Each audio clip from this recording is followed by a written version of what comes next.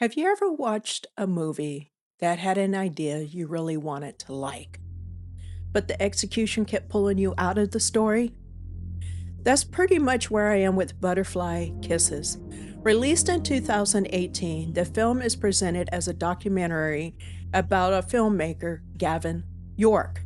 And while the movie has an interesting premise, I had a hard time connecting with the people in it, and especially with the performances.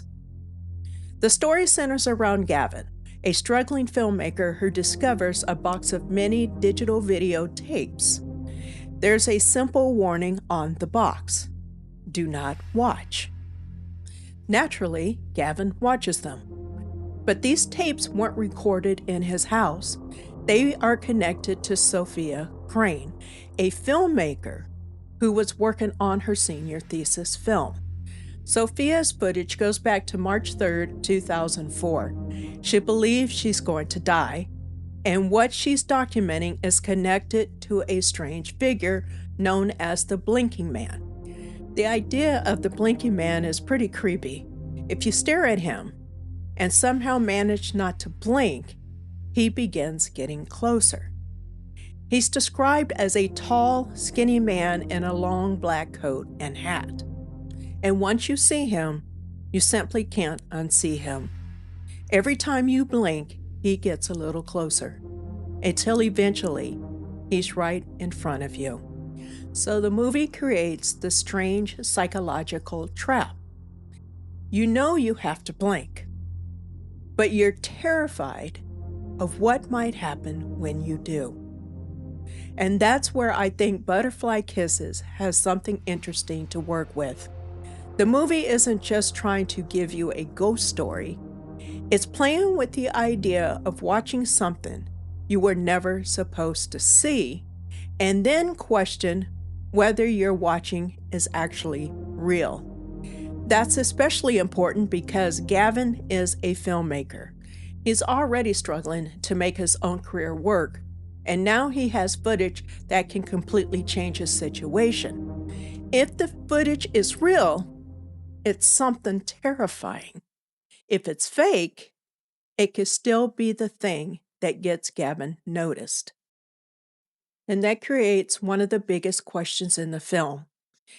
Is Gavin documenting something he discovered, or is he turning something he found into a movie? Because there are people who don't believe the footage is real. And Gavin has a reason to want people to believe. He's struggling financially. He can't afford the kind of editing that would normally take $10,000 to $10,000 to create, and he's working with a much smaller budget. So the found footage could be more than evidence. It could be his way into the film industry. But this is also where the movie started losing me. For a film like this to work, I need to believe the people I'm watching. I need the documentary format to disappear for a while so that I can become invested in what they're experiencing. Instead, I kept thinking about the performances. Most of the actors didn't work for me. The one exception was the man connected to a weird world. His performance felt more natural to me, and he was the one person I found myself actually wanting to watch. And that's the problem, because the entire movie depends on the illusion that we're watching something real. The more I noticed the acting, the less effective the illusion became. Even some of the filmmaking choices worked against that authenticity for me. The sound effects and the cleanup made parts of that footage feel constructed rather than discovered. And once I started noticing these things, the psychological tension weakened. That's ultimately my problem with Butterfly Kisses. I think there's a good ideal buried inside this movie. The Blinking Man, or the Blink Man, is a creepy concept that found footage setup has potential. And the question of whether Gavin is documenting the truth or exploiting it for his career could have made for a really interesting psychological story. But for me, the execution never made me believe in it enough. And when a movie is asking me to question what's real, the last thing I want to be questioning is whether I'm watching a convincing performance. That's my take on Butterfly Kisses. It was an interesting premise, but for me, the movie never fully earns the reality it's asking me to believe in. But what did you think of Butterfly Kisses?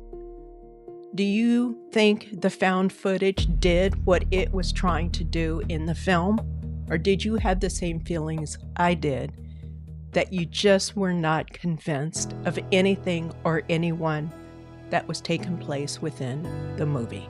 I would love to hear your thoughts, so let me know in your comments. And until next time, I'm Nikki. This is the Fractured Lens HQ. Please have a good morning, a good afternoon, or a good evening. It all depends on where you are. Ciao.